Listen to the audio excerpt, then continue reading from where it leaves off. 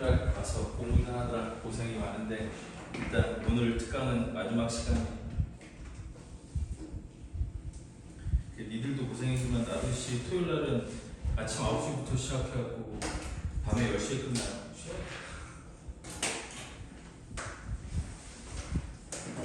지호도 이거 끝나고 나면 주연쌤한테 가서 그 저거 해야 되나? 토요일날 본 수업 몇 시부터야? 2시?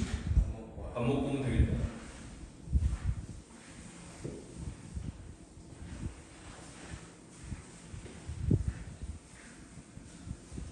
본 수업은 어디 나가? 공수투. 어디쯤 나갔어요? 지금? 집합 전까지. 집합 전까지?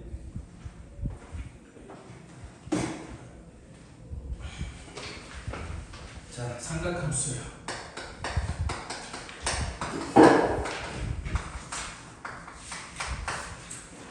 첫 번째 시간이라서 선생님이 내가 지금 공수투 진도를 왜 물어봤냐면 함수라는 걸 좀 제대로 아느냐 모르느냐를 물어보려고 이거 얘기를 하려고 공수투 진도를 물어본 거예요. 공수투 진도에서 함수를 나가는지 안 나가는지. 근데 어쨌든 진도를 안 나갔더라도 인성도 그렇고 지호도 그렇고 함수가 뭔지는 다 배우기는 했죠. 오케이, 배웠어요. 그럼 물어볼까요? 함수가 뭐죠? x가 됐다 y 값이. 네. 그러니까 물론 얘들이 말하는 게 무슨 의미인 건지 알겠는데 그게 정확한 뜻은 아니잖아요. 오케이? 함수의 정확한 뜻은 아니야. 얘들이 얘기하는 건 함수라는 건 이런 의미를 갖는 거고 그러니까 이렇게 써먹는다 라는 얘기를 할 때 하는 얘기인 거고 원래 함수의 정확한 뜻은 뭘까요?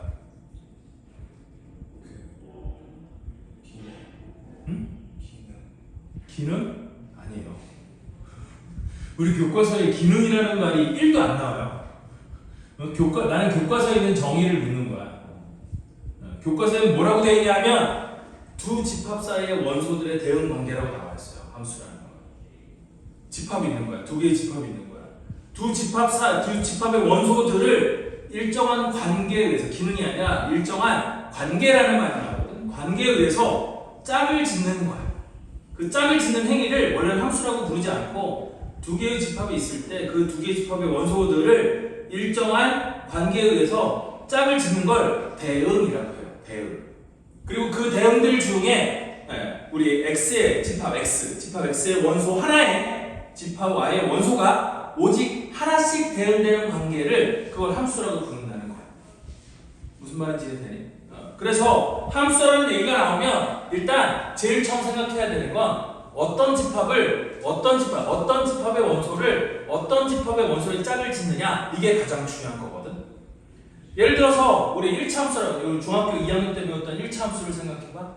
그럼 1차 함수는 어떤 집합의 원소에 대응시키는 거냐면 실수의 집합의 원소에 대응시키는 거예요. 즉 1차 함수 y는 ax 더하기 b에서 x도 실수고 y도 모든 실수값을 다 가질 수 있다는 거지. 그래서 실수에다 짝짓는 함수가 우리 다항 함수예요. 1차 함수도 그런 함수고 2차 함수도 그런 함수고 아직 배우진 않았지만 3차 함수, 4차 함수도 그런 함수고 여러분들 그 공수 2에 나오는 유리함수, 무리함수도 다 실수에 짝짓는 함수인 거예요. 됐니? 그런데 우리 그런 함수들은 쉬운 함수잖아. 그리고 앞에서 우리 지난 시간과 지지난 시간에 배운 지수함수와 로그함수도 실수에 짝짓는 함수거든. 됐니?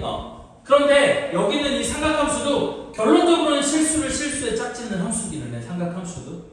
됐니? 그런데 우리 앞에서 다뤘던 그 정의역의 실수와 이 삼각함수에서 배우는 정의역의 실수는 조금 다른 의미를 갖는 실수가 되는 거야.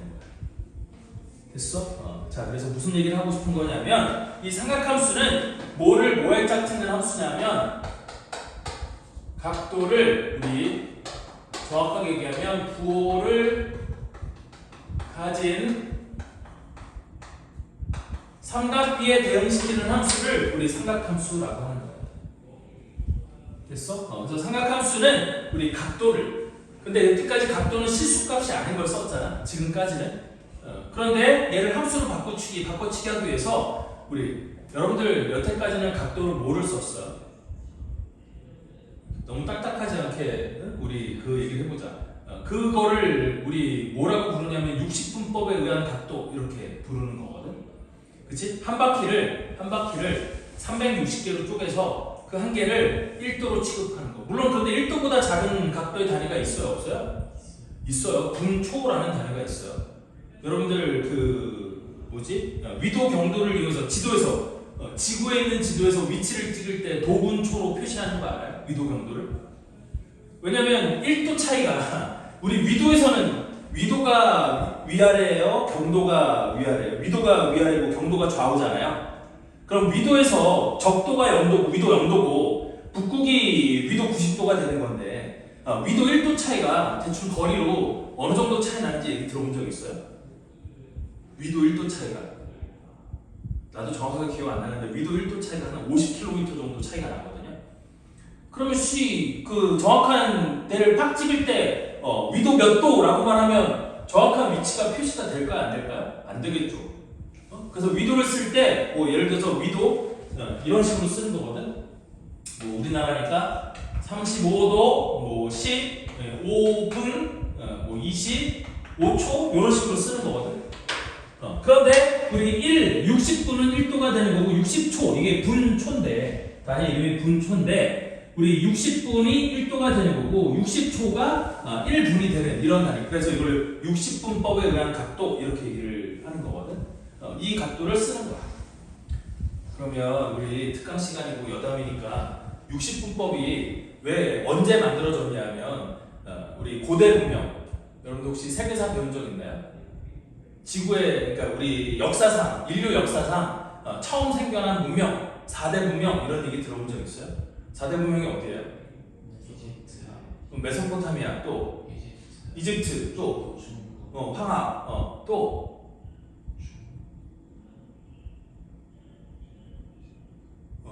인더스 문명, 인도 이렇게 4개가 4대 문명이라고 부르는 거거든. 근데 그 중에서 가장 발달했다고 얘기하는 문명이 어디냐면 이집트 문명이 아니에요. 그 중에서 가장 발달했다고 평가하는 문명이 메소포타미아 문명이에요. 메소포타미아가 어딘지는 알아요? 터키? 터키 쪽도 그쪽도 맞긴 한데 지금 한참 전쟁하고 있는데 이제 이란 여기에요. 티그리스 유프라테스 강이라고 부르는 강이 있는데 이란, 이라크, 여기 중동 이쪽이 메소포타미아 문명이에요 원래. 지금은 척박한 땅이지만 옛날에는 거기가 되게 비옥한 땅이었대. 어쨌든 메소포타미아 문명. 그 메소포타미아 문명에 지금 산물이 이런 거거든. 메소포타미아 문명에서 처음으로 60진법을 사용을 했거든요. 근데 여기서 60진법을 사용한 이유가 여러 가지 썰이 있는데 그 중에서 유력한 썰 중에 하나가 아직은 연구 중이야. 과학자들이 연구 중인데 왜 여기서 60진법을 사용했을까에 관한 연구는 지금도 진행 중이긴 한데 여러 가지 그 역사학자들이 연구를 하고 있는 중이긴 한데 유력한 썰 중에 하나가 뭐냐면 양손가락을 이용해서 숫자를 세는 거예요. 근데 인도에서는 우리가 쓰는 아라비아 숫자는 이 손가락 한 개를 1이라고 생각해서 하나, 둘, 셋, 넷 이렇게 숫자를 세잖아요. 근데 이 십진법 우리가 사용하는 십진법이 언제쯤 만들어졌는지는 알고 있어요. 이거 보통 나중에 선생님 정확하지 않을 수 있어. 선생님 수학 선생님인지 역사 선생님이 아니니까 정확하지 않을 수 있지만 선생님이 기억하기로는 이게 약 13세기 정도에 만들어진 숫자라고 알고 있거든. 역사가 별로 안 돼. 근데 메소포타미아 문명에서 쓰던 60진법은 기원전 6000년경부터 보통 사용을 했다고 이게 일컬어지고 있어요. 그래서 어떻게 세냐면 숫자를 셀 때 엄지손가락 이게 우리나라에서도 시골에 할머니들 가면 이렇게 숫자 세는 할머니들이 아직까지는 남아 계시거든. 그 숫자를 세는데 엄지손가락으로 여기에 있는 마디를 세는 거야. 그래서 하나, 둘, 셋, 넷, 다섯, 여섯, 일곱, 여덟, 아홉, 열, 열하나, 12개를 세는 거야. 거기서 셀 마디가 없지? 하나를 적는 거야. 그리고 또 세면 또 하나를 적는 거야. 그럼 12 곱하기 5니까 몇 가지 셀 수 있어? 60까지 셀 수 있지. 그래서 60진법을 사용했다는 썰이 가장 유력한 썰 중에 하나예요. 오케이? 그러면 한 바퀴를 360개로 쪼갰거든? 혹시 이 얘기는 들어본 적 있어요? 왜 한 바퀴를 360개로 쪼갰을까요?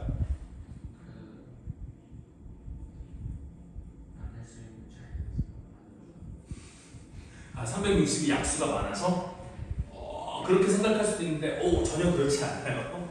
그건 아니고 이거 한 바퀴를 360도로 한 이유는 이것도 썰이야. 정확한 건 아니고 이건 거의 정확한 썰이긴 한데 이게 뭐냐면 야 메소포타미아 문명의 사람들은 주 산업이 뭐였을 것 같아요? 4대 문명의 주 산업 농업이었겠죠.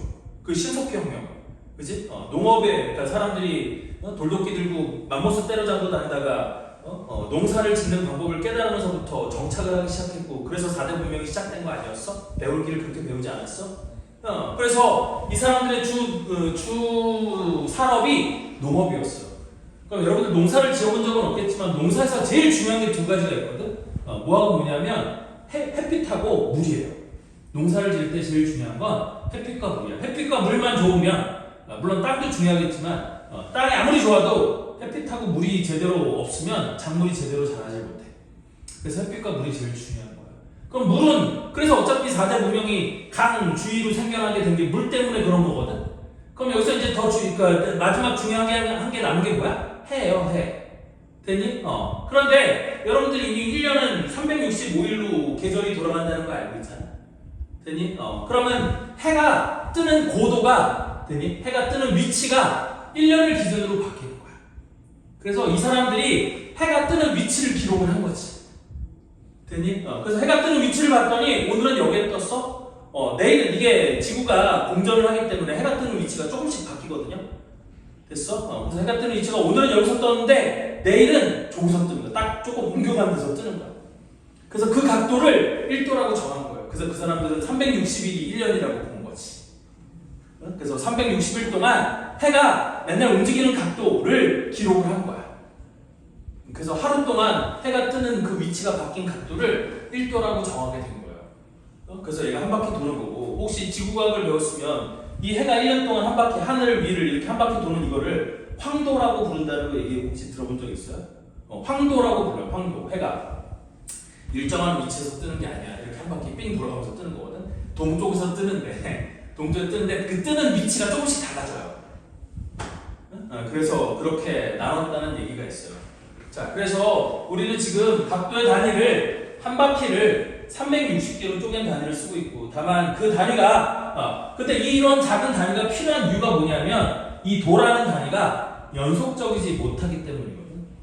즉 1도와 2도 사이에도 또 다른 각도가 있을 수 있어 없어? 있잖아. 근데 그거를 표현하기 위해서 또 다른 각도를 이렇게 만들어내기는 했지만 이렇게 만들어도 역시 이거는 이 상태로는 연속적인 각도예요? 불연속적인 각도예요?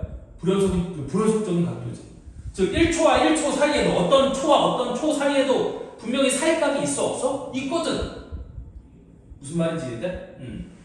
그래서 일단 우리 여기 이 삼각함수 단원에서는 각도의 단위를 바꾸는 행위를 한번 해보고 됐니? 그래서 그걸 가지고 그 바뀐 각도의 단위를 가지고 우리 삼각함수가 어떤 함수인지를 정의하게 될 거예요. 됐죠? 일단 그게 가장 정한 얘기고 자 그러면 한 페이지 넘겨서 92쪽을 보시면 일단 각도 얘기가 나올 건데 됐니? 민성아 각도라는 게 뭐예요?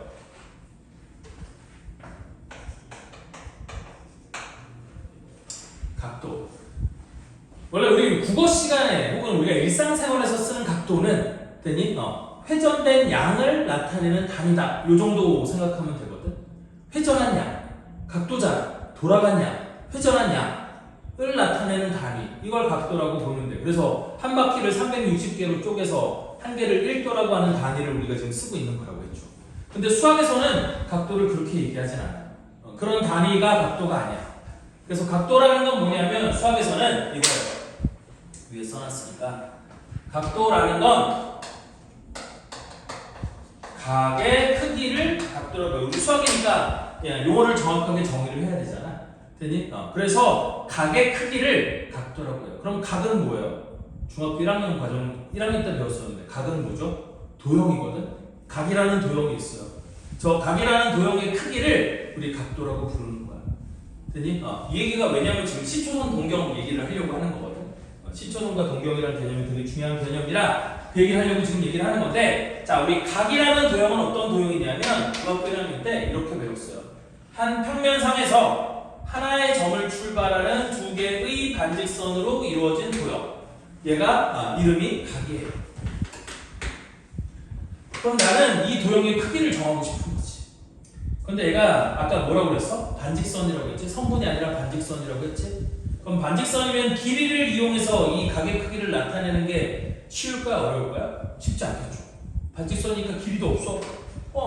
아니면 선생님 여기서부터 여기까지 이만큼의 길이를 갖고 할 수 있지 않아요? 근데 위치를 어디로, 기준을 어디로 잡을 거냐에 따라서 이 길이를 어떻게 나타낼 거냐는 것도 문제가 되지 않나?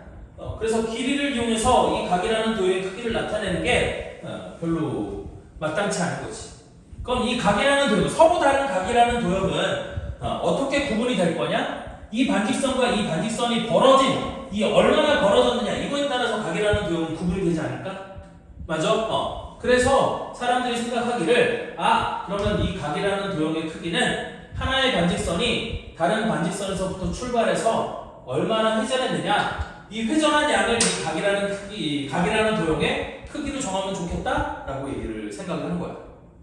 되니? 그러면 하나의 반직선이 다른 반직선에서 출발해서 회전했다라고 생각을 하는 거니까 그러면 회전하는 반직선이 하나가 됐고 기준이 되는 반직선이 하나가 있겠지. 그래서 이 기준이 되는 반직선을 우리 앞으로 이름을 뭐라고 부를 거냐면 시초선이라고 부를 거예요. 출발하는 거니까 시초선이라고 이름을 부를 거고 얘는 회전하는 반지름이잖아. 그 회전하는 반지름은 이름을 앞으로 뭐라고 부를 거냐면 혹시 들어봤는지 모르겠지만 얘를 움직인 반지름이라는 뜻으로 동경이라고 부를 거예요. 얘를 동경이라고 부를 거예요. 그래서 이 각이라는 도형의 크기는 동경이 시초선에서 출발해서 어느 쪽 방향으로 얼마만큼 회전했느냐를 가지고 나는 이 각이라는 도형의 크기를 나타낼 거고 그 각이라는 도형의 크기를 우리 앞으로 각도라고 부를 거예요. 됐어? 자, 그럼 먼저 방향부터 정해봅시다. 방향은 어떻게 정하는 거냐면 우리 시초선에서 출발해서 방향은 두 가지잖아. 이쪽 방향과 이쪽 방향이 있잖아. 근데 이쪽 방향과 이쪽 방향 보통 부를 때 어떻게 부르냐면 이쪽 방향은 시계 반대 방향이라고 불러요. 그래서 보통 CCW 이렇게 쓰는 거 본 적이 있는지 모르겠는데 얘가 CW. 이게 카운터 클럭 와이즈. 시계 반대 방향.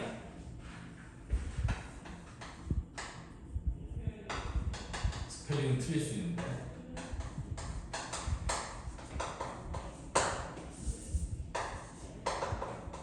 그래서 앞글자를 따갖고 CCW라고 보통 쓰는데 시계 반대 방향.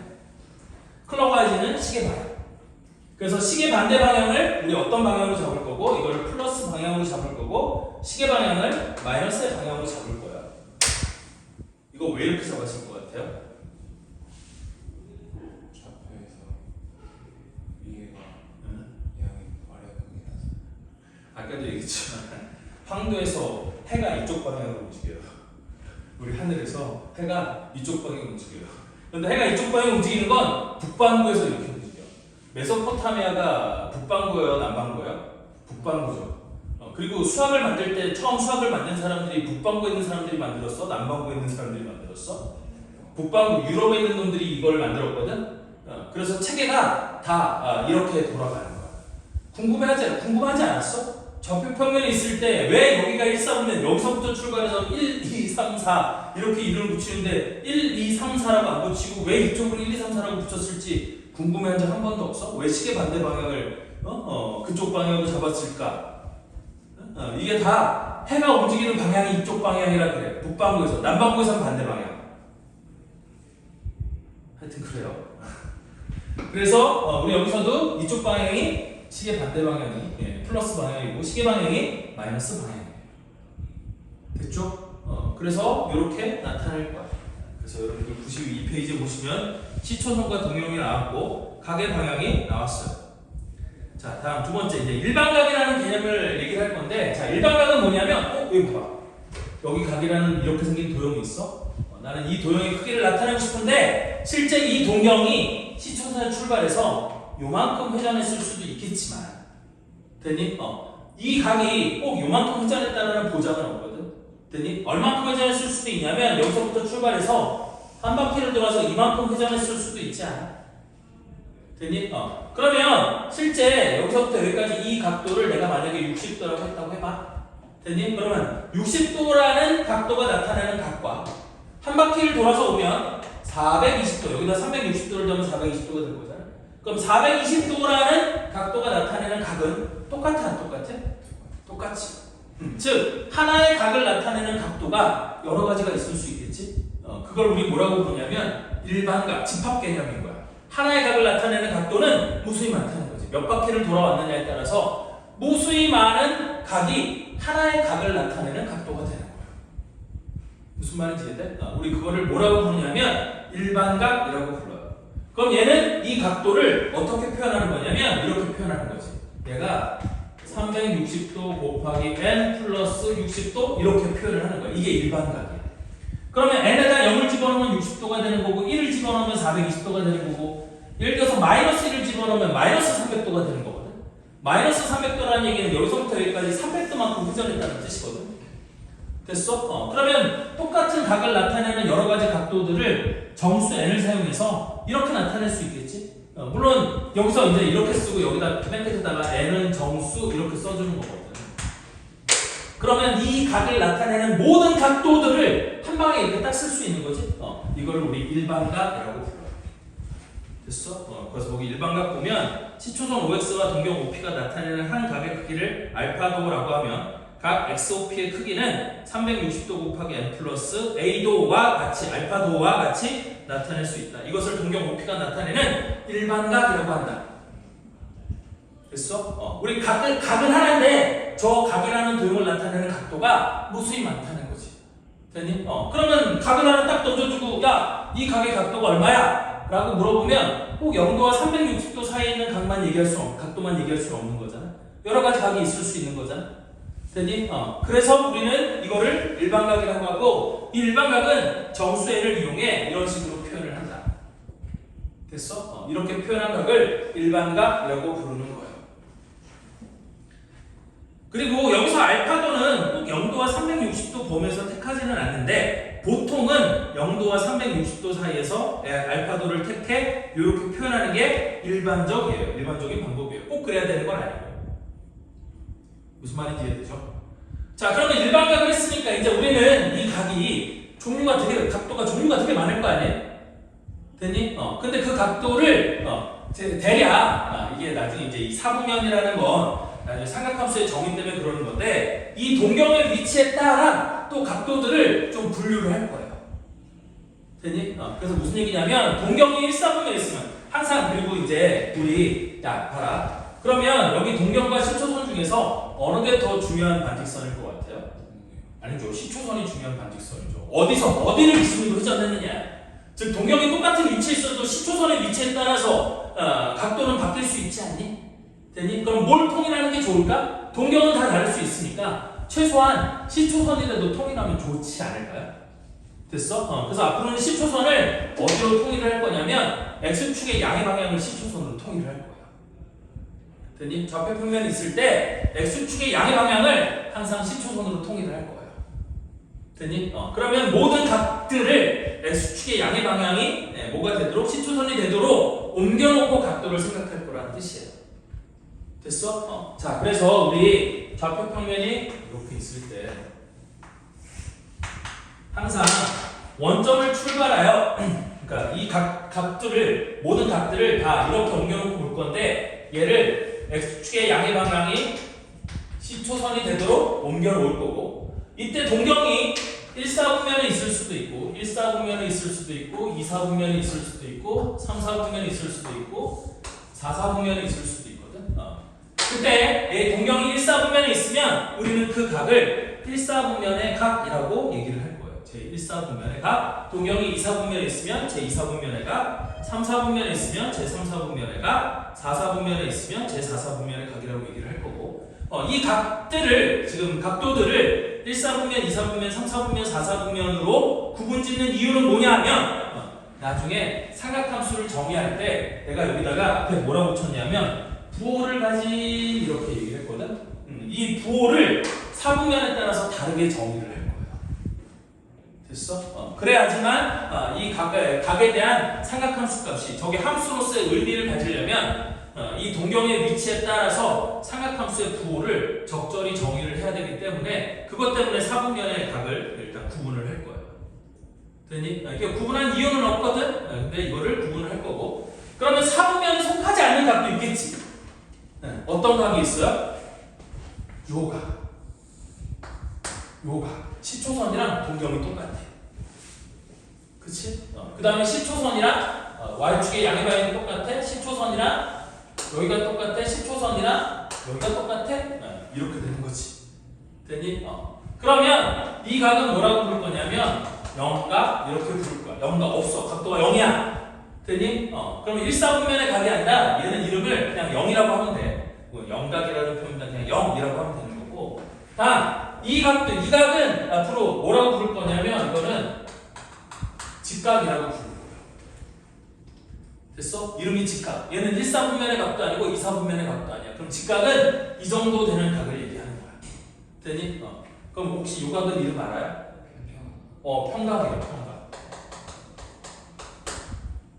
이 도형의 이름이 평각이야. 되니? 그리고 평각이 나타내는 크기가 몇 도인 거야? 라고 얘기하면 안 돼요, 이제. 뭐라고 얘기해야 돼? 360도 곱하기 n 더하기 180이라고 얘기를 해야 되는 거야. 일반각으로 표현을 해야 되는 거야. 무슨 말인지 이해되죠? 그 다음에 얘는 음의 직각이에요. 음의 직각. 이쪽을 90도만큼 돌았잖아. 그래서 음의 직각이에요. 근데 음의 직각이라는 표현을 쓰지는 잘 않고 나중에 이걸 이제 그 다음 페이지는 호도법으로 바꿔서 얘가 0, 얘가 2분의 파이, 얘를 파이, 얘를 2분의 3파이라고 할 건데 일단은 이제 호도법 얘기를 할게요. 4분면의 각은 그 정도 설명은 됐고 다음 호도법. 자, 호도법은 뭐냐면 아까 내가 이 60분법으로 나타낸 각도의 가장 큰 단점을 얘기했어요. 그 단점이 뭐라고요? 연속적이지 못하다라는 거야. 되니? 즉 아무리 작은 60분법으로 아무리 작은 각의 단위를 잡는다 하더라도 두 각 사이에 또 다른 각이 존재할 수 있다는 거예요. 이게 최대 단점이에요. 무슨 말인지 이해되니? 연속적이지 못하다. 물론 이게 이 단위가 너무 커서 얘를 줄이기 위해서 분초라는 새로운 각도를 만들어내긴 했지만 여전히 우리 불연속이라는 게 최대 단점이에요. 장점은 뭘까요? 60분법도 장점이 있겠지. 장점은 뭘까요? 장점 뭘 것 같아요? 직관적이라는 게 장점이에요. 여러분들이 어렸을 때부터 써왔기 때문에 그리고 그러니까 해의 위치를 나타내는 방식으로 설계가 됐기 때문에 되게 직관적이라는 게 장점이에요. 오케이? 하지만 수학에서 사용하기에는 수학에서는 불연속은 너무나 불편한 도구야. 여러분들 자연수나 정수가 불연속적이지 않아요? 1과 2 사이에 또 다른 수가 있어요? 없어요? 있잖아. 근데 자연수는 불연속적이잖아요?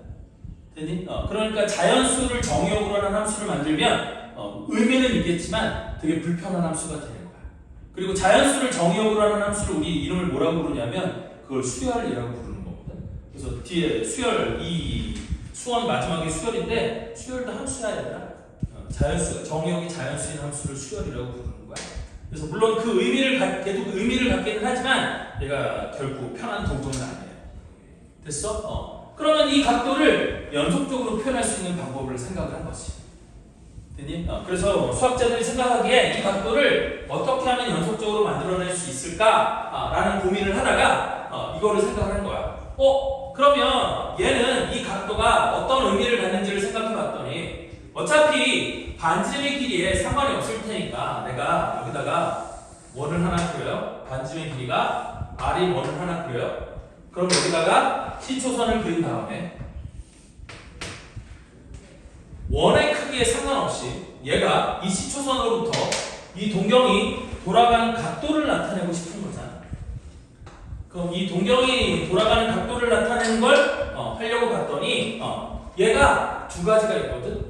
이게 이 동경이 회전한 놈에 비례하는 성질이 비례하는 놈이 두 가지가 있다는 거지. 그게 뭐냐면 부채꼴의 호의 길이와 부채꼴의 넓이가 이거에 비례하는 놈이었거든. 그래서 생각을 한 게 그러면 어차피 이 중심각의 크기에 호의 길이가 우리 뭐 하니까 정비례하니까 되니 여기서부터 여기까지 이 돌아간 호의 길이를 가지고 각도를 나타내면 좋지 않을까? 라고 생각을 한 거예요.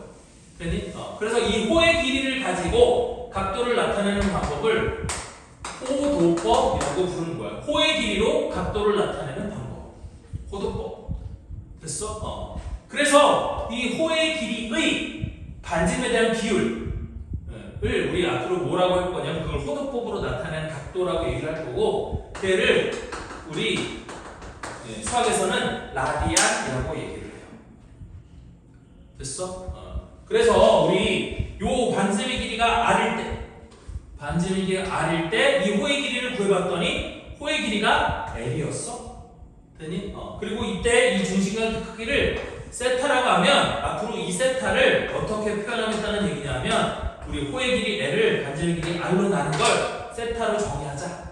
되니? 이거를 호도법이라고 불러요. 호의 길이로 각도를 나타내는 방법이지. 근데 얘를 반지름으로 나눠주는 이유는 뭐야? 반지름이 길어지면 호의 길이도 길어질 거 아니니? 그러니까 호의 길이를 절대적으로 각도의 단위로 쓸 수는 없겠지? 그러니까 얘를 반지름으로 나누는 비율은 이 중심각의 크기가 똑같으면 이 반지름의 길이가 1이던 2던 3이던 상관없이 이게 일정한 값이 각도다. 그러니까 이렇게 각도를 표현하자. 이러면 우리 각도를 연속적으로 표현할 수 있다가 되는 거예요. 무슨 말인지 이해되니? 그래서 이거를 호도법이라고 불러요. 그래서 93페이지 호도법 보시면 라디안 호의 길이와 반지름의 길이가 r로 같은 부채꼴의 중심각의 크기는 반지름의 길이 r에 관계없이 항상 파이분의 180도로 일정하다. 이 일정한 각의 크기 파이분의 180도를 1라디안이라고 하고, 즉 이 세타가 1일 때 얘가 1일 때를 1이라고 하고 이거를 단위로 라디안이라고 부른다는 거야. 근데 라디안은 이 단위가 어떤 의미를 갖는 거냐면 호의 길이에 반지름에 대한 비율을 나타내는 거지. 그럼 비율은 단위가 있어요? 없어요? 없어요. 비율은 숫자야. 단위가 없어. 그래서 라디안이라고 부르기는 하지만 이 뒤에 단위를 붙이지는 않아. 됐어? 그래서 각도는 실수각도를 갖는 거야. 이런 실수각도를 갖게 되는 거예요. 그냥. 이해됐나요? 자, 그래서 이 호도법을 이용하면 앞으로 우리 60분법으로 써왔던 각도들을 다 실수값으로 바꿀 수 있거든. 그래서 대략 보면 이 정도 그냥 여기가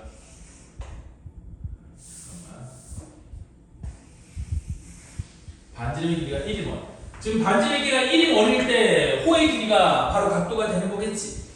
되니? 여기 반지름 R이 1이야. R이 1이면 호의 길이 L이 각도랑 똑같은 거잖아요. 그래서 반지름의 길이가 1인 원을 여기다가 이렇게 그렸다고 쳐봐. 그러면 여기 각도가 30도야. 그럼 30도는 뭐라고 쓸 수 있냐면 6분의 파이라고 쓸 수 있어. 왜 6분의 파이라고 쓸 수 있느냐? 반지름의 길이가 1인 원의 둘레가 얼마니? 2파이죠? 맞죠? 그런데 이 30도는 360도에 12분의 1이잖아요. 되니? 그러니까 여기는 6파이는 원래 2파이를 뭐로 나눠준 거야? 12로 이렇게 나눠준 거야. 됐니? 그러니까 얘가 6분의 파이가 되는 거죠. 그렇죠? 그럼 여기에 45도가 있어요. 그럼 45도는 호도법으로 바꾸면 4분의 파이. 여기 60도가 있어. 호도법으로 바꾸면 얼마가 돼? 60도는 3분의 파이. 여기 90도가 있겠지? 얘는 호도법으로 바꾸면 얼마가 돼? 2분의 파이. 이런 식으로 다 바꿀 수 있어요. 그러면 한 바퀴는 얼마가 되는 걸까? 2파이가 되는 거겠지? 그래서 여러분들이 일단 머릿속에 요거를 좀 기억하는 게 좋아. 이렇게 해서 180도가 뭐랑 똑같은 거고 파이에 해당되는 거고 앞으로 180도를 파이라고 쓰겠다는 거고 그 다음에 여기서부터 여기까지 한 바퀴 쭉 돌아가고 360도는 그럼 뭐라고 쓰는 거겠어? 2파이라고 쓰는 거겠지? 그래서 제일 중요한 게 얘야 얘 180도가 파이다. 이거를 기억해서 비율 관계를 이용해 각도를 표현하면 되는 거죠. 됐어? 그래서 이거를 갖고 우리 앞으로 각도는 호도법으로 사용을 할 거다. 됐니? 근데 실제 여러분들이 나중에 문제를 풀어보면 알겠지만 우리 문제에서는 60분법과 호도법을 혼용할 거야. 같이 쓸 거야.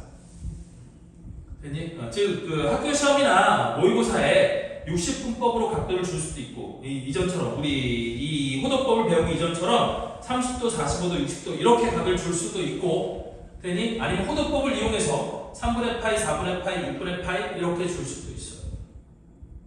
됐죠? 그럼 이제 헷갈려 안 헷갈려? 헷갈려요. 왜냐하면 예를 들어서 아무것도 앞뒤를 모르고 파이라고 딱 써져 있는 거야. 됐니?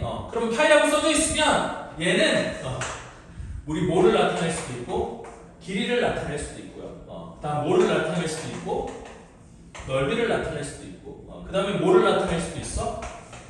각도를 나타낼 수도 있는 거야. 이제 개 헷갈리는 거야. 그러니까 앞으로는 원래 이 파이는 뭐야? 이거 숫자야 그냥 약 3.1415에 어쩌고저쩌고 되는 그 무리수. 여러분들 무리수는 기호를 사용하지 않으면 나타낼 수 있는 방법이 없어요. 되니? 우리 원래 유리수까지는 우리 정수, 분수를 이용하면 분수라는 표현 방법을 이용하면 모든 숫자를 유리수까지는 모든 숫자를 다 표현할 수 있지만 무리수부터는 쓸 수 있는 방법, 분수나 소수를 쓸 수 있는 방법이 없거든. 왜? 소수점 이하 숫자들이 반복되지 않는 놈들이 무한히 많이 나오는 게 무리수이거든.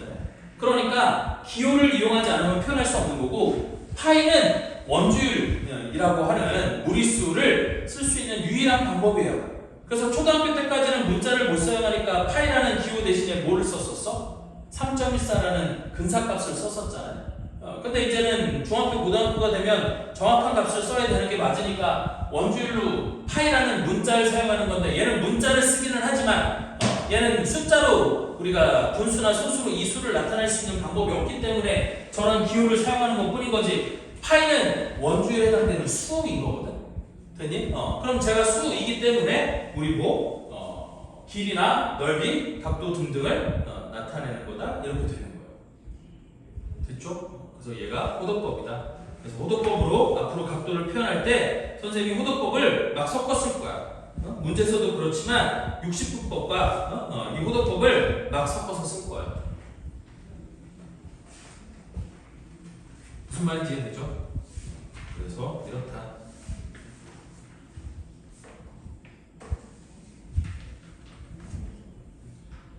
자, 다음 부채꼴의 호의 길이와 넓이인데 거기 뭐 간단해요. 오늘 여기까지만 할 건데 자, 부채꼴의 호의 길이와 넓이는 우리 중학교 1학년 때 배웠던 거랑 오늘 호도법에 의한 거랑 즉 60분법에 의한 부채꼴의 호의 길이와 넓이를 표현하는 공식이 다르고 호도법을 썼을 때 내용이 다르거든.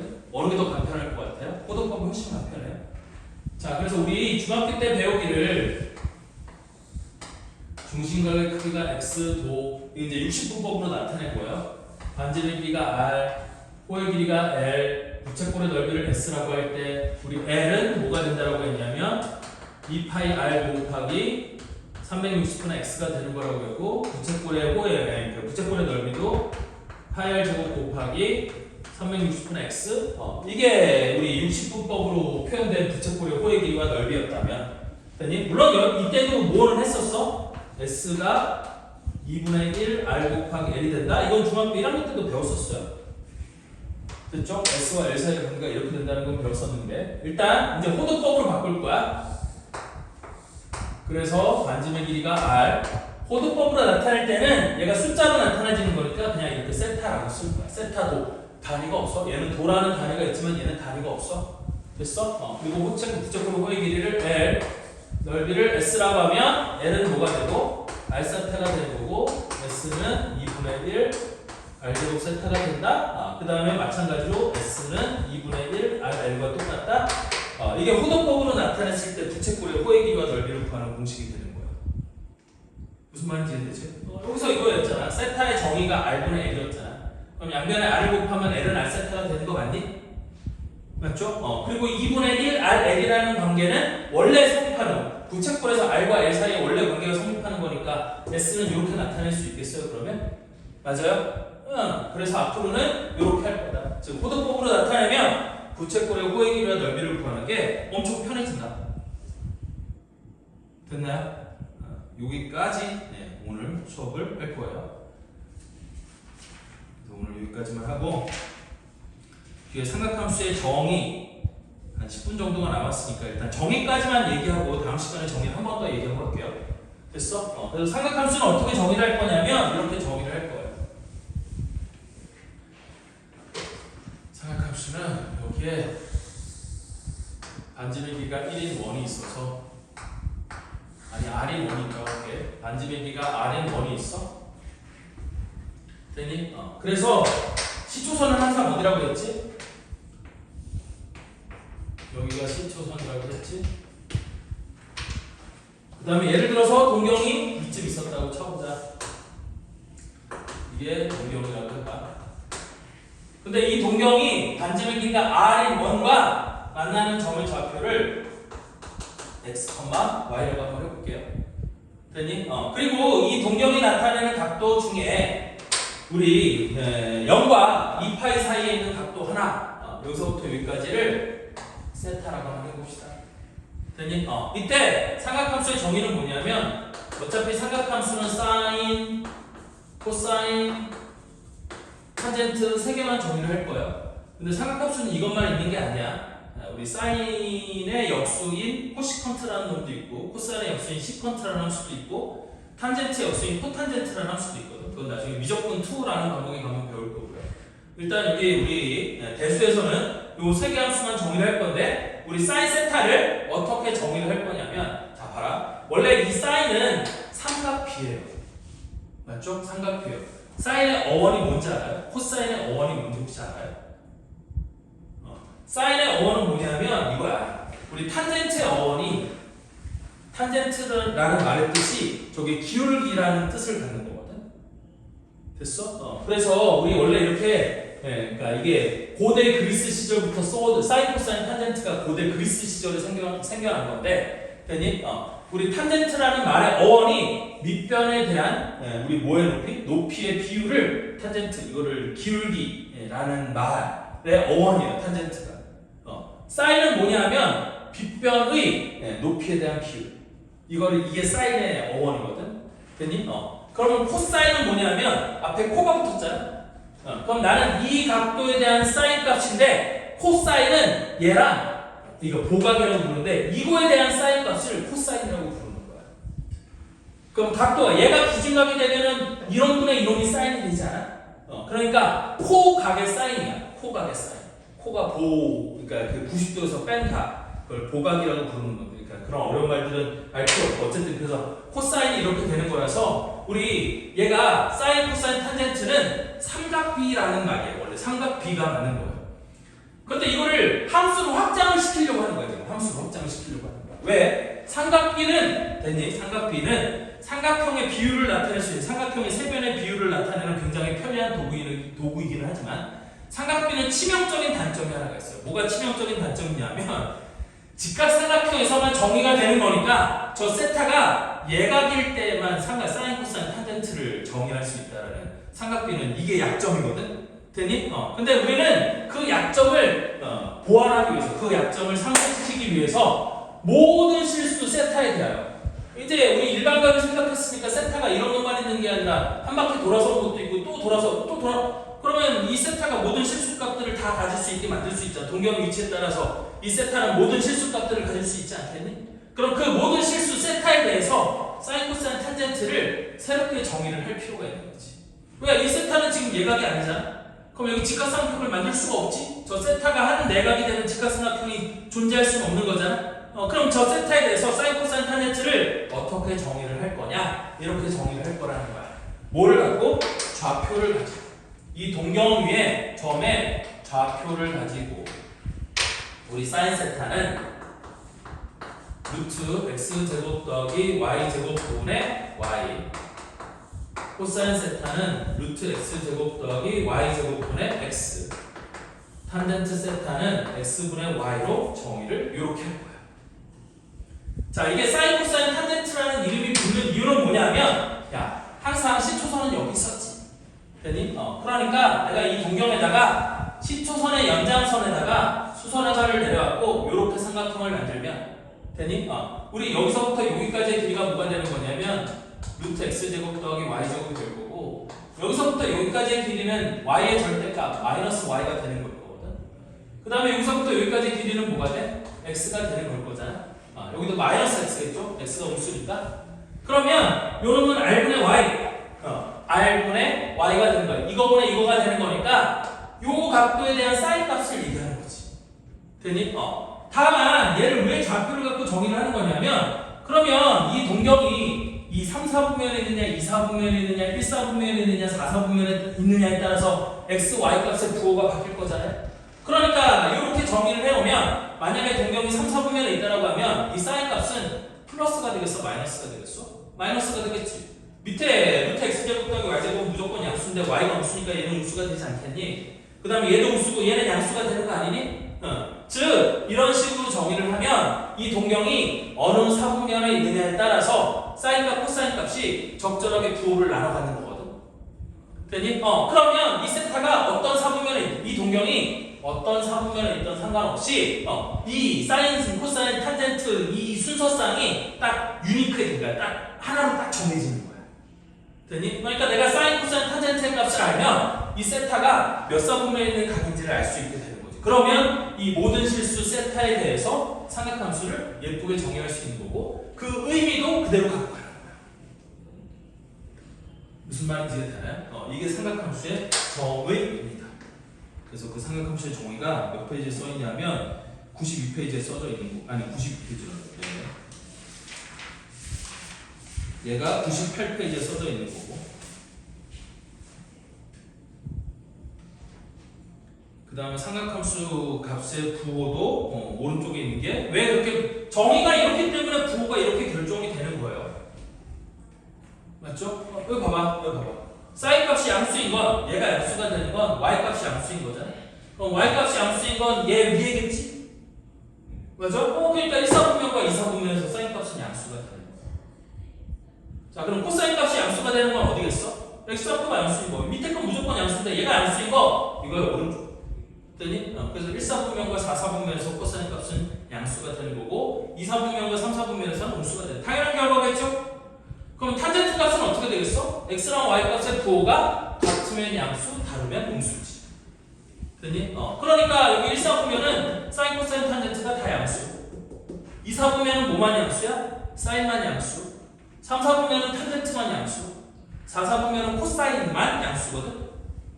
그래서 그거를 올 여기는 전부 다 양수라고 해서 올 여기는 사인만 양수 여기는 탄젠트만 양수 여기는 코사인만 양수해서 이걸 줄여갖고 올사탄코 뭐 얼사안코 뭐 이렇게 하여튼 이렇게 얘기를 하는 거예요.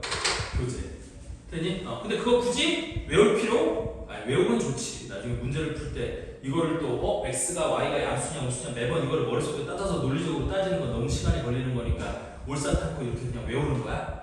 됐어? 그래서 부호가 이렇게 결정이 된다는 뜻이고 다음 삼각함수 사이의 관계도 당연한 거거든? 야 이거 나누기 이거 하면 이거 아니냐? 이거 나누기 이거를 하면 얘가 약분되고 얘 나오잖아. 그러니까 사인 나누기 코사인 탄젠트 그걸 상제관계 이렇게 부르는 거고 야 다음 이거 제곱하고 이거 제곱해서 더하면 당연히 1 되는 거 아니에요? 맞잖아. 이거 제곱하고 이거 제곱해서 더하면 x제곱 더하기 y제곱분은 x제곱 더하기 y제곱이니까 1이 되는 건 당연한 거지. 이거를 제곱관계라고 부르는 삼각함수 사이의 관계는 거기 나와 있는 그놈이 되는 거예요. 이런 관계가 성립하는 이유는 정의가 이렇기 때문이지. 무슨 말인지 대충 이해되나요? 오케이? 자, 그래서 오늘은 여기까지 하고 숙제는 90페이지까지라고 했어요. 됐어? 우리 다음 수업은 언제예요? 다음 주 화요일이요? 다음 주 화요일 1시죠? 왜? 다음 주 화요일은 1시 지호 그 학원 스케줄 겹치는 건 해결됐어? 목요일 아니죠? 목요일만 못 온다고? 다음 주 목요일 학원 방학에 볼 수 있었는데 여기 방학이라고 여기도 방학이에요. 그럼 그 다음 주 화요일 하고 목요일은 못 온다고? 못 오면 저를 찍어서 줄게요.